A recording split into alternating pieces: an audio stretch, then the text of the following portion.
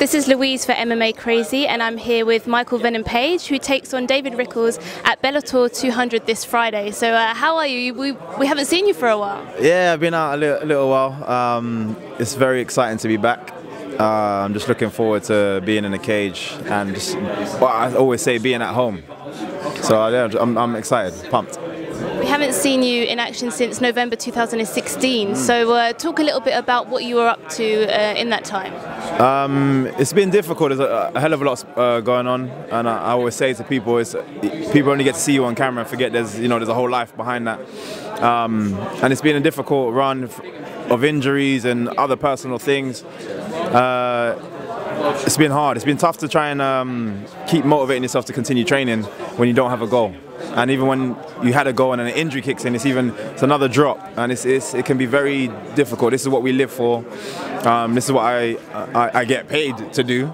So it's very difficult, and I'm just glad to be here at this stage, feeling absolutely amazing. I probably come in where I actually don't have any major injuries at all for like one of the first times, and I feel amazing. I just can't wait to hit the stage.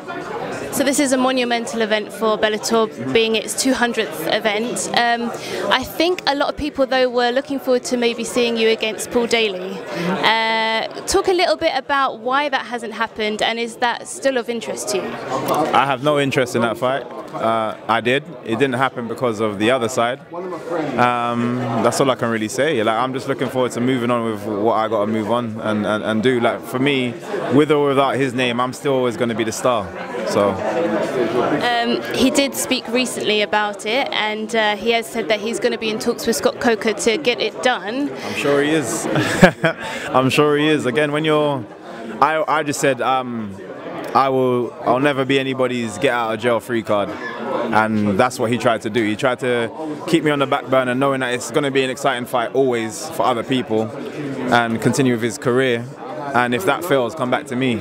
I have no interest in being anybody's get out of jail free card, and that's how it's going to be until I'm interested in that fight, and I don't think I will be. I'll just tell you a comment that he said, just to get your reaction from it. He said that he would be your toughest test, and that it would all end in tears for you. I mean, what's your kind of reaction to all those common comments that he said? I don't really have any, because I said my point before, and if you're that confident in something, then you could have done it earlier. We could have had this fight already, or it could have been now, and then you could have moved on, or we could have moved on from it and proven everybody right. But you took the other step, and yeah, I don't really have much to say on him. Like, I'm bored of it. I'm so bored. There was a fire in me before, and it's completely gone. I have zero respect for him, and like I said, I'm never going to be anybody's scapegoat. So I'm out, unfortunately. Well, I mean, you're taking on David Rickles on Friday, so he's been in Bellator for quite a while now. So talk a little bit about what you think of him as a next opponent for you. I love his walkouts, man. I love his walkouts. He's a good character. We need more characters in the sport. He's a wicked character to have, and I'm looking forward to this fight. I think he's definitely, on paper, they're definitely going to be one of the toughest people I've ever fought. And just from watching his fights, he's definitely going to be one of the toughest opponents I've fought, just because of his style. He's very come forward, very pressuring. He's good everywhere. You know what I mean? He's competent absolutely everywhere. He can stand, he can wrestle, he can grapple. It's going to be a difficult test, but I look forward to it, and I'm glad I'm coming back to the show with a fighter like that. But at the same time, I always say no one's been in the cage with me, and it's something that you can't really analyze from outside. You can get certain things, but you can't really analyze from outside. And when you're in front of it, a lot of people end up like a rabbit in tail lights. They just kind of freeze and don't really know what to do with it, or they overcompensate and run forward, and they walk into something very horrible. And that's what I'm planning on doing again. You spent some time in SBG as well, didn't you? Talk a little bit about kind of where you've been and what kind of prep you've got in for this fight. The prep has been very difficult, but in terms of SBG, we did one day over there. We literally flew out there, did some sparring with some of the guys, and then flew straight back. It was a day trip. Thank you for Kavanagh for having us, and we'll definitely probably do that again and do that a bit more. It's always nice to try and test your skills and just see where you are before the fight. But in all honesty, the best spar for me was Carl Amasu, and he's fought Dave Rickles and beaten Dave Rickles before in the past. And has some good insights as well on the type of fighter that he is. But just in general, he's an amazing athlete himself. And similar to what I feel that, you know, someone of that experience can do, anytime I made a mistake, I paid for it. I really paid for it in the gym. And I'm so glad that I went through that kind of situation before having this fight, because it made me correct all those little mistakes. And, you know, hopefully because of that, I'm not gonna make it in the cage where it counts. You know what I mean? And I have massive shout out to him, and we're definitely going to be doing more work in the future. And your last fight, you fought Fernando Gonzalez, and that was the second time that you'd been to a decision. So did you look back at that fight and kind of take anything away and make any adjustments from that? 100%. One of my things is, after analysing the kind of fighter we were looking at fighting, on the day didn't turn up. He's normally an aggressive, come forward type fighter, and for 2 rounds he just sat back and was almost just wasn't doing anything. It did throw me off. Multiple other things threw me off, but no excuses. On the day, it threw me off a little bit. I didn't get my timing right. And it was what I learned from that is just kind of creating the situation more. I'm an amazing counter fighter, that's what I do. But I have to create these situations when someone's not biting. I need to just have that, you know, that aggressive style as well. And I've been working a lot more on, if you want to sit back, I'll bring the fight to you as well. It doesn't change. So hopefully, again, if Dave Rickles is the type of fighter that I expect him to be and he comes forward, amazing, because we've been working on that. But if he's not, absolutely amazing, because we've been working on that game as well. If he wants to sit back, I'm going to take the fight to him.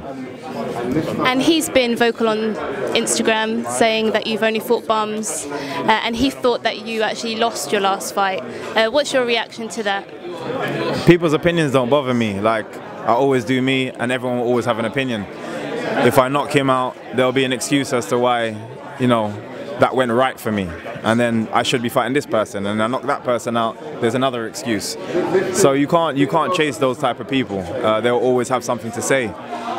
So for me, I just got to continue being me and then just enjoy my journey. It is a personal thing. It's a very difficult sport to be in.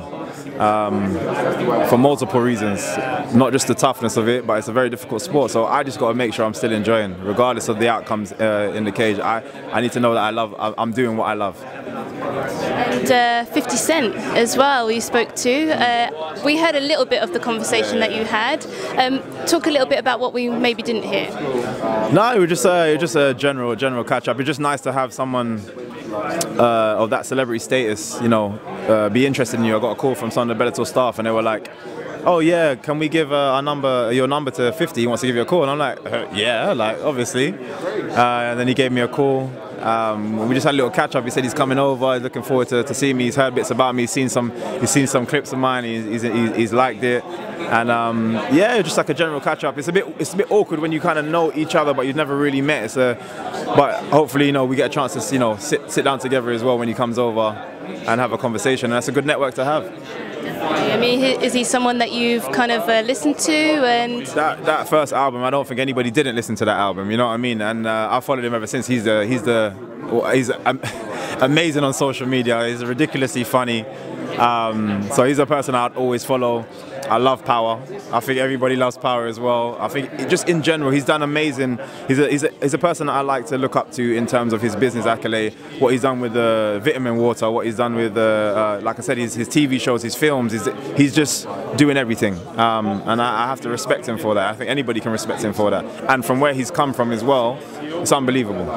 So yeah. I mean, last time you had Lennox Lewis in your corner, kind of you know, supporting you, and now you've got 50 Cent. What's it like to have that kind of level of support? Yeah, it seems to be increasing every time, and it was just amazing. Lennox is just so chill though. Like, he's so down to earth. I really got to sit down and talk to him. and like I had a good time just speaking to him about some of the old fights and things that he's gone through. And it was just good to, even now I can watch back the video when they turn and look at all the people on the side, like the David Hayes, Lennox Lewis, T. Ortiz, all the people celebrating what you just done in the cage. It's amazing to just to see that. It just shows you that you're heading the right way, you're doing the right things. Last time you fought in London, you had that crazy knockout. What can the fans expect from you this time around? The same thing. Like I only want to go for that. Like I am a showman. I put on a show despite, you know what I mean? Everyone can have good days and bad days, but 9 times out of 10 I show up, and I don't see it any different. Like I said, I feel amazing, so I genuinely don't see this changing, and I'm looking forward to getting that knockout. Seeing it. Thank you very much.